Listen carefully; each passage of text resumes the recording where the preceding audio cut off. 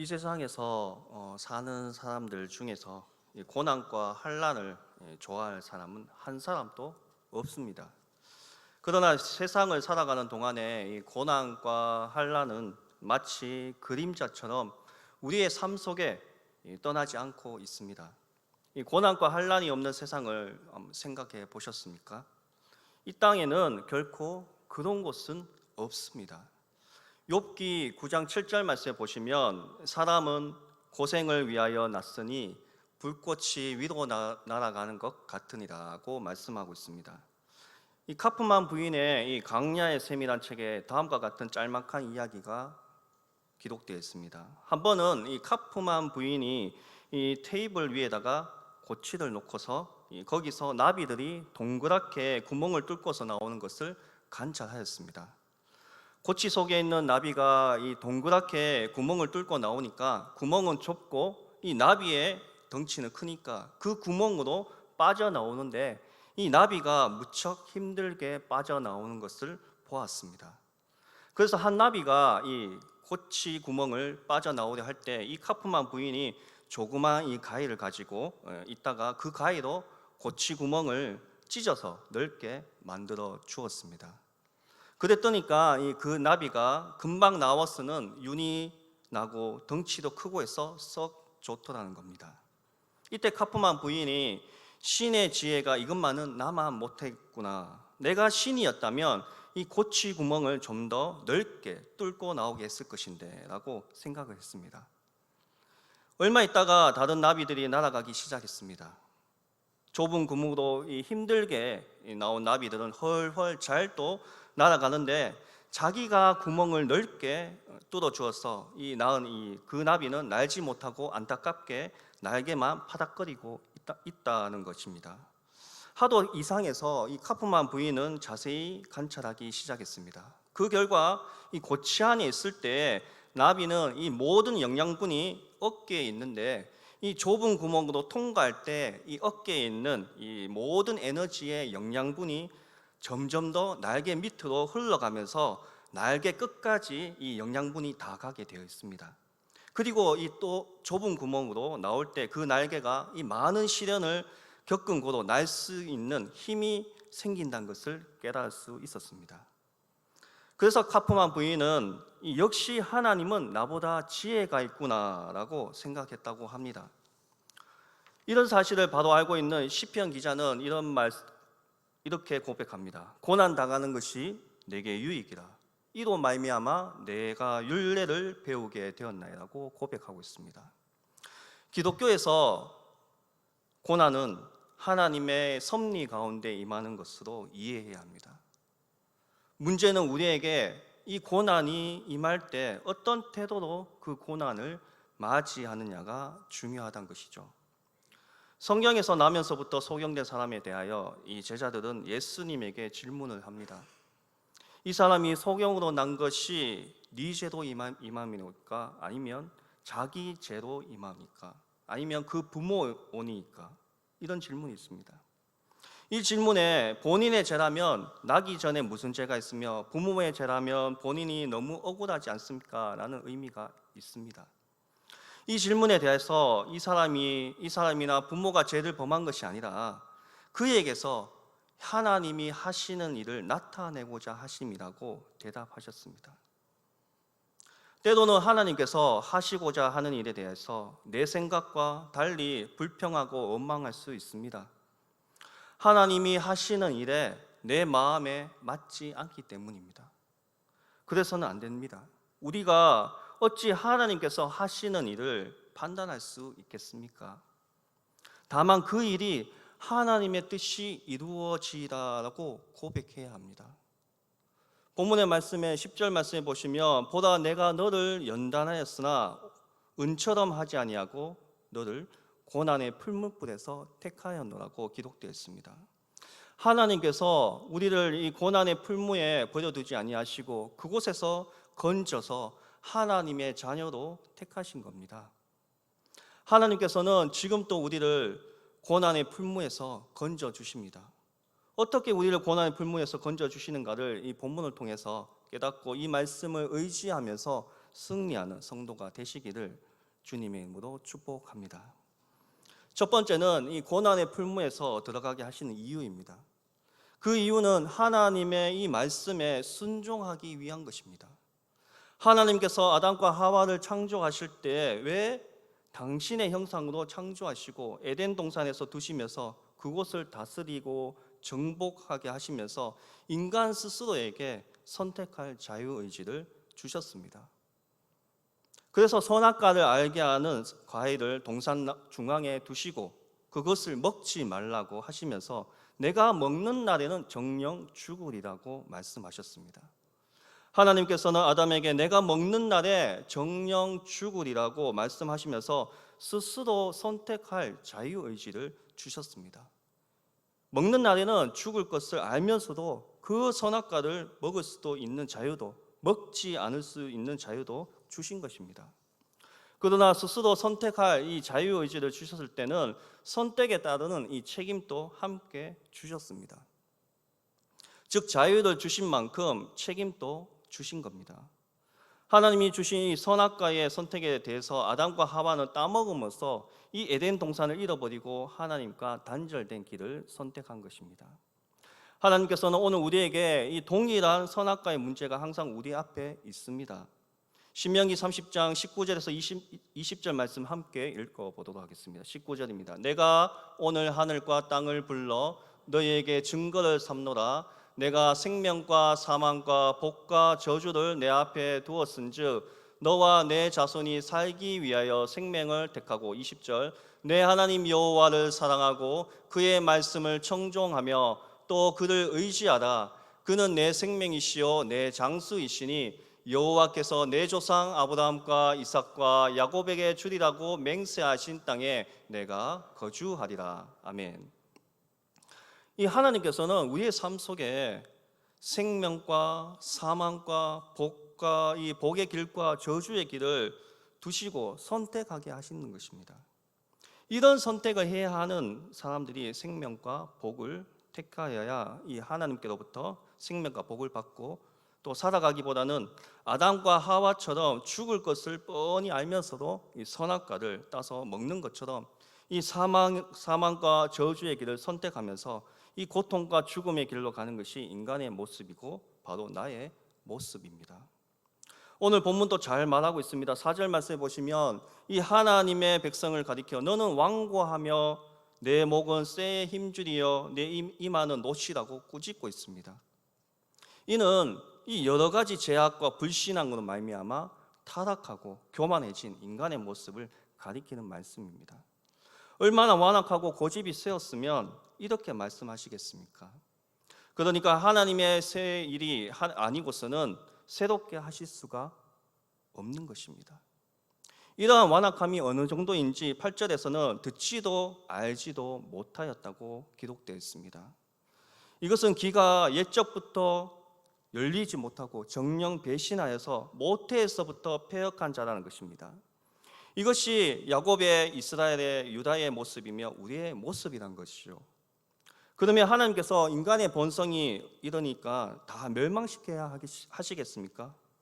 우리를 사랑하시는 그 하나님이시기 때문에 이 고난의 풀문을 통과해야 자신의 허물과 죄에서 돌이켜서 이 구원의 길로 돌아오게 하기를 원하고 계신다는 것이죠. 자녀들 키우다 보면 두 가지 성격을 볼 수가 있습니다. 잘못을 저지른 아이에게 꾸짖으려고 너 이리 와 하고 채찍을 들면 이 어떤 아이는 눈치만 살피면서 닭똥 같은 눈물을 흘리면서 잘못했다고 합니다. 이런 아이는 매를 많이 맞는 법이 없습니다. 그런가 하면은 또 어떤 아이는 잘못된 것을 알면서도 잘못 때문에 매를 맞으면서도 끝까지 잘못하지 않았다고 벌지 않고 매를 맞는 아이도 가끔 있습니다. 이런 아이의 이 몸은 매로 인하여 상처가 많이 생길 것이고 채찍을 둔 부모의 마음도 아프고 지칠 수밖에 없습니다. 이처럼 하나님께서 이스라엘 백성들에게 선지자를 보내서 많은 경고로 심판의 말씀을 하셨습니다. 그러나 그들은 선지자의 경고의 말씀을 들을 때 돌이키기보다는 오히려 완고하고 무쇠 같은 힘줄로 뻣뻣하게 살고 있으니 하나님께서 그것을 꺾으셔야 한다는 것이죠. 이런 모습에 대해서 이사야 1장 5절 말씀에서 이렇게 탄식했습니다. 너희가 어찌하여 매를 더 맞으려고 폐역을 거듭하느냐. 온 머리는 병들었고 온 마음은 피곤하였으며. 그러나 이 자기의 백성들이 아무리 잘못을 하고 있어도 완전히 버릴 수 없는 분이 바로 우리가 섬기는 하나님이십니다. 그래서 본문을 통해서 말씀하고 있습니다. 9절에서 내 이름을 위하여 내가 노하기를 더디할 것이며 내 영광을 위하여 내가 참고 너를 멸절하지 아니하시리라고 말씀하셨습니다. 또 11절에서 나는 나를 위하여 이를 이룰 것이라. 어찌 내 이름을 욕되게 하리요 내 영광을 다른 자에게 주지 아니하리라고 말씀하셨습니다. 이 말씀은 하나님께서 이 자기 백성들을 회개시키고 돌아오게 하셔서 사랑을 베푸시겠다는 것입니다. 그래서 10절 말씀에 보라 내가 너를 연단하였으나 은처럼 하지 아니하고 너를 고난의 풀무불에서 택하였노라고 말씀하신 것입니다. 하나님께서 이 죄성을 가진 우리에게 우리 때문에 말씀에 불순종하는 우리를 이 고난의 풀문을 통해서 바로 세우시겠다는 것이죠. 그래서 이 말씀을 통해서 죄의 사슬을 끊게 하시고 마음을 열어 말씀을 깨닫게 하시고 순종한 습관을 갖도록 이끌어 가신다는 겁니다. 하나님을 사랑하게 하심으로 결국 하나님을 영화롭게 하는 하나님의 백성으로 온전히 만드시려는 겁니다. 고난과 징계는 하나님을 떠나는 인간들에게 말씀을 따르게 하는 효과적인 방법입니다. 고난의 풀무란 사실 무서운 이야기입니다. 역사적으로 보면 이 고난의 풀무의 때는 바벨론의 이 포로 생활의 70년을 말합니다. 바벨론 왕 느부갓네살이 예루살렘에 쳐들어와서 성전을 해파하고 수많은 사람들을 포로로 잡아갔습니다. 이로 인하여 이스라엘은 망한 것 같고 포로된 자들에게 70년이야말로 엄청난 고통의 시간이었습니다. 그러나 하나님께서 이런 고난의 풀무의 시간에서 저들을 버려두지 않고 구원해 주시겠다고 말씀하고 있는 겁니다. 이 하나님의 말씀을 받아들이도록 저들의 말씀의 문을 열겠다고 말씀하고 있는 것입니다. 그 쇠의 힘줄에 목을 꺾어서 또 무릎을 꿇게 하시겠다는 겁니다. 그 못된 고집을 꺾고 녹과 같이 뻔뻔한 이 얼굴을 부어서 하나님의 사람으로 만들겠다는 겁니다. 이 하나님께서 심술이 많아서 우리가 행복하고 잘 사는 것이 싫어하는 분이 아닙니다. 오히려 우리가 잘 살고 행복하고 또 영원한 생명을 얻게 하기 위하여 이 잠깐의 고난의 풀문을 통과하게 하여서 하나님을 잘 섬기게 하려는 겁니다. 예레미야 선지자는 이 일에 대하여 예레미야 29장 10절에서 11절 말씀에 이렇게 기록되어 있습니다. 여호와께서 이와 같이 말씀하시니라. 바벨론에서 70년이 차면 내가 너희를 돌보고 나의 선한만을 너희에게 성취하여 너희를 이곳으로 돌아오게 하리라. 여호와의 말씀이라. 너희를 향한 나의 생각을 내가 아나니 평안이요 재앙이 아니라 너희에게 미래와 희망을 주는 것이라고 기록되어 있습니다. 하나님께서 나를 고난의 풀무에서 넣은 이유는 바로 이 아는 자는 복받은 사람이란 겁니다. 두 번째는 세계를 우리에게 보이시는 하나님이십니다. 본문 6절에서 7절 말씀해 보시면 내가 들었으니 이 모든 것을 보라 너희가 선전하지 아니하겠느냐. 이제부터 내가 새 일 곧 내가 알지 못하는 은비한 일을 내게 듣게 하노니 이 일들을 지금 창조된 것이요 옛 것이 아니라 오늘 이전에서 내가 듣지 못하였으니 내가 말하기를 내가 이미 알았노라 하지 못하게 하려 함이라고 말씀하셨습니다. 하나님께서 새 일을 행하실 것입니다. 그 새 일이란 바로 고난을 통해서 그들이 회개할 때 그들을 용서하시고 회복의 길로 보여주신다는 것이죠. 이 고난을 통과하지 않고는 하나님의 말씀을 따라 겸손히 사는 사람이 없습니다. 사람이 이렇게 겸손하기가 이렇게 어렵다는 것이죠. 교양서적을 많이 읽었어도 겸손한 생활을 할 수 없습니다. 기도 생활을 열심히 하고 믿음으로 살아갔다고 겸손해지지 않습니다. 인간은 목이 곧은 백성이라 고난을 통해서만 낮아지고 겸손해집니다. 머리가 바닥까지 내려가야 비로소 겸손해진다는 것이죠. 겸손은 참으로 배우기 어려운 덕목입니다. 이 겸손처럼 좋은 덕목은 없는데도 그것처럼 배우기 힘든 것도 없다는 겁니다. 그런 겸손이라는 이 축복과 은사는 어려운 시련 속에서 이 고난의 풀무에서 배울 수 있는 과목입니다. 이 고난의 풀무에 들어갈 때야 비로소 우상을 버리고 하나님께로 돌아오게 되고 순수할 수 있는 신앙을 갖게 된다는 것이죠. 풀물불로 온갖 찌꺼기와 불순물을 다 태워버리게 된다는 것이죠. 내가 버리지 못한 것들을 하나님께 버리게 합니다. 이래서는 안 되고 저래서도 안 되고 민기적거리고 하나님께 미련 없이 딱 끊게 하십니다. 내가 끊지 못하는 버릇은 하나님께서 끊게 하신다는 것이죠. 내 의지로 되는 것은 없습니다. 하나님께 모든 것을 맡겨야 되는 것이죠. 내가 꼭 해야 하는 일들 줄 알면서도 하지 못한 것들 결단하여서 행하게 하신다는 것이죠. 고난의 이 풀물을 통해서 정신 차리게 한다는 것입니다.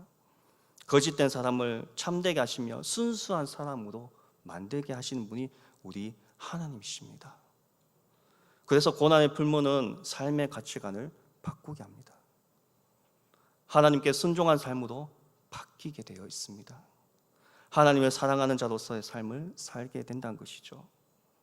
가령 늘 가정을 멀리하고 밖으로만 나돌았던 이 불성실한 남편이 몹쓸 병이 들어서 입원한 신세가 되며 결과적으로 찾는 사람은 조강지처입니다.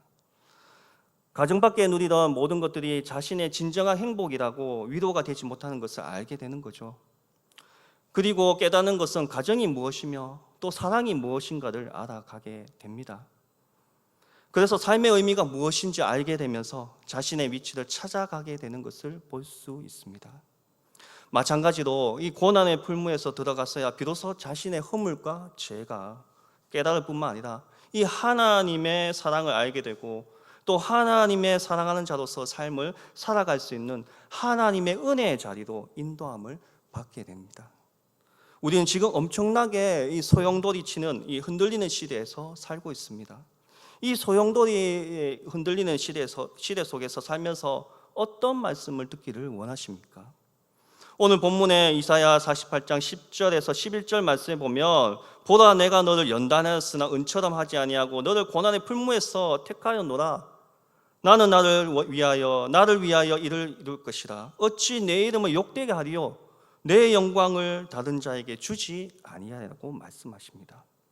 하나님께서 우리를 고난의 풀무에서 택하셨답니다. 그 까닭은 우리가 의롭고 선해서가 아니라 하나님께서 하나님 자신을 위해서 이 일을 행할 것이란 겁니다.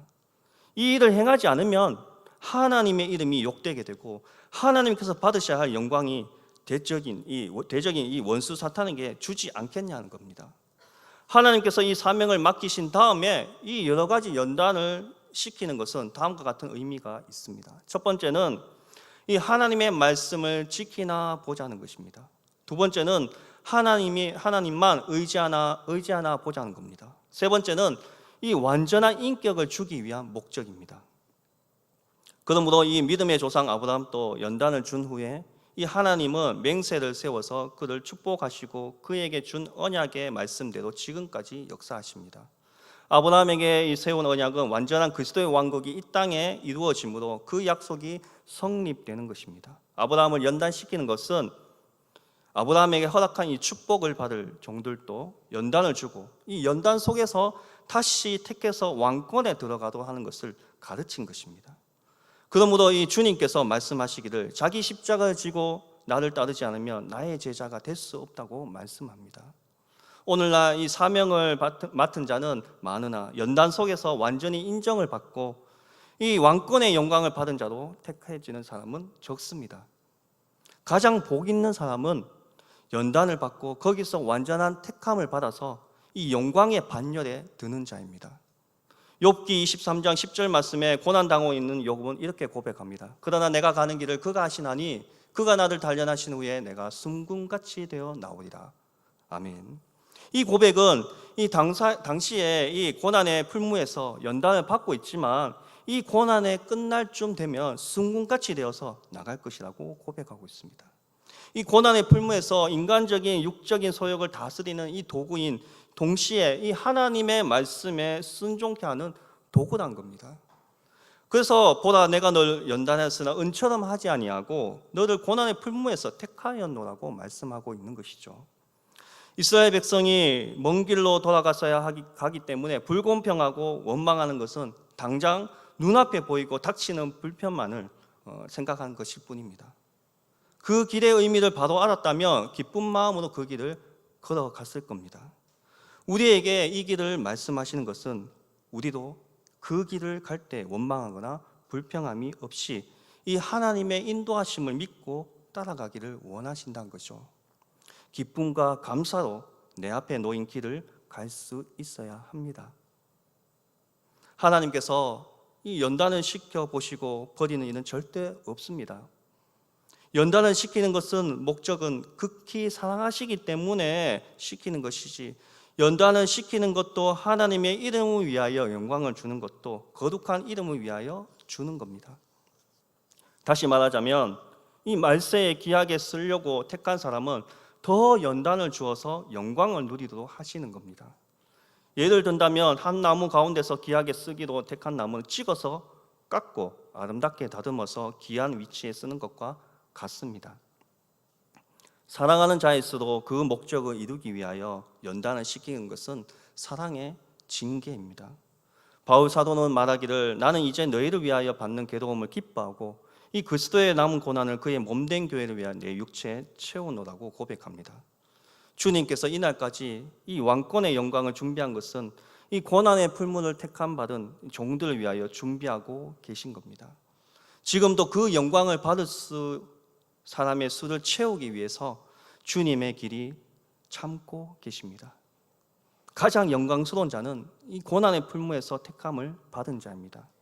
하나님의 완전한 섭리는 이 고난의 풀무에서 택함을 받은 종들로 이 지상 왕국을 이루고자 하는 겁니다. 우리는 여러 가지 시련이 올 때 이것은 내게 영광을 주기 위한 하나님의 계획인 줄 알고 오히려 감사하는 생활이 있어야 될 것입니다.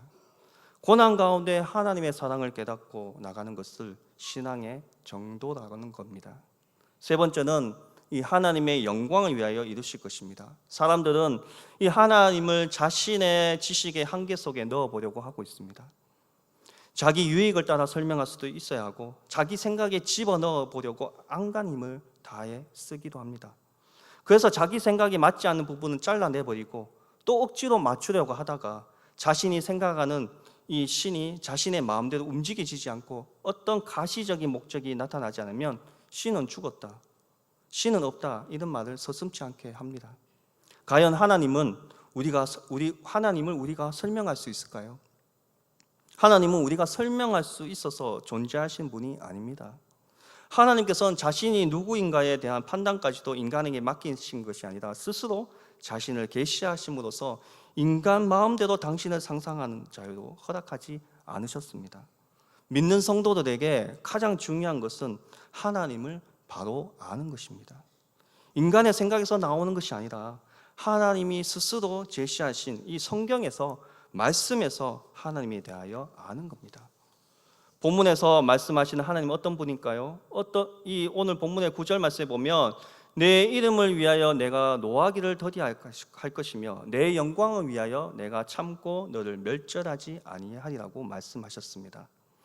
이 하나님께서 종을 들어 쓰고자 하실 때 여러 가지 실수가 있다고 하여도 중심 사상이 합당한 자라면 노하기를 더디하시며 당신의 영예를 위하여 참고 멸절하지 않으시면서 종을 기르는 겁니다. 왜냐하면 이 하나님께서 완전한 사람을 택한 것이 아니고 완전치 못한 자라도 완전한 사람이 되게 하기 위하여 기르는 시간을 두신다는 겁니다. 또 11절 말씀해 보시면 나는 나를 위하여 이를 이룰 것이라 어찌 내 이름을 욕되게 하리요 내 영광을 다른 자에게 주지 아니라고 말씀하셨습니다. 이 두 구절을 볼 때 우리가 이해했던 하나님과는 전혀 다른 분으로 소개하고 있습니다. 우리가 흔히 생각하는 하나님은 인간을 돕기 위해 존재하신 분이라고 생각하기가 쉽습니다. 심판을 말씀하시면서도 인간을 사랑하시기 때문에 회개하고 돌아오게 하기 위하여 참으시고 인내하시고 용서하시면서 돌아오면 기쁨을 이기지 못하신 분으로 생각하기가 쉽습니다. 그러나 이 두 절, 즉 9절과 11절 말씀의 다른 면을 잘 보여주고 있습니다. 즉 하나님은 인간을 위하여 일하심이 아니라 오직 하나님 자신을 위하여 일하고 계심을 말하고 있습니다. 나는 나를 위하여 일을 이룰 것이라고 말씀하고 있는 것이죠. 이 말은 하나님은 사랑이셔서 내가 사랑받는 만한 일을 한 적도 없고 자격이 없어도 하나님의 그 사랑 때문에 우리를 사랑하신다는 뜻입니다. 하나님의 사랑은 변함이 없습니다. 그 사랑은 반드시 나를 변화시킵니다. 그래서 내가 그 사랑 안에서 눈물이 나고 무릎을 꿇고 감동을 받는 겁니다. 그래서 우리는 이 하나님이 이 절대적이고 이 변함없는 영원하고 이 무한한 사랑 앞에 경배와 찬양을 올려드리는 것이며 우리의 삶을 다 드리는 겁니다. 이것이 예배이며 이것이 하나님이 드리는 산 제물이 된다는 것이죠. 이스라엘 백성들은 하나님의 이 자기를 위한 신으로만 알았습니다. 그러나 하나님은 이스라엘 백성들에게 이 하나님의 뜻이 무엇인지를 분명히 보여주었습니다. 이 말씀이 주는 의미는 하나님께서 이 창조주시며 우리의 인생은 그의 피조물이라는 사실을 정확하게 보여주는 겁니다. 피조물인 인생은 창조주이신 그 하나님의 그 섭리 안에 있을 때만이 가장 행복한 삶을 살 수가 있는 거죠. 에덴 동산에서의 아담과 하와의 삶이 이를 잘 보여주고 있습니다. 선악과를 먹지 말라는 말씀을 순종할 때에 하나님이 주신 그 모든 은혜와 이 축복 속에서 살 수 있었지만 이 불순종하는 순간부터 하나님과 분리되어서 이 땅의 모든 고난을 가지고 사는 인생이 된 겁니다. 이런 불순종의 자녀들은 구원하기 위해서 이 땅에 오신 그 예수님이 이 당신을 위하여 사신 것이 아니라 오직 아버지의 뜻을 따라서 살았습니다. 아버지의 뜻을 위해서 자신의 모든 것을 버릴 수 있었습니다. 그러므로 인생을 향한 이 모든 구원의 길은 열어놓으시고 우리도 하여금 그 길을 따라오라고 말씀하고 있습니다.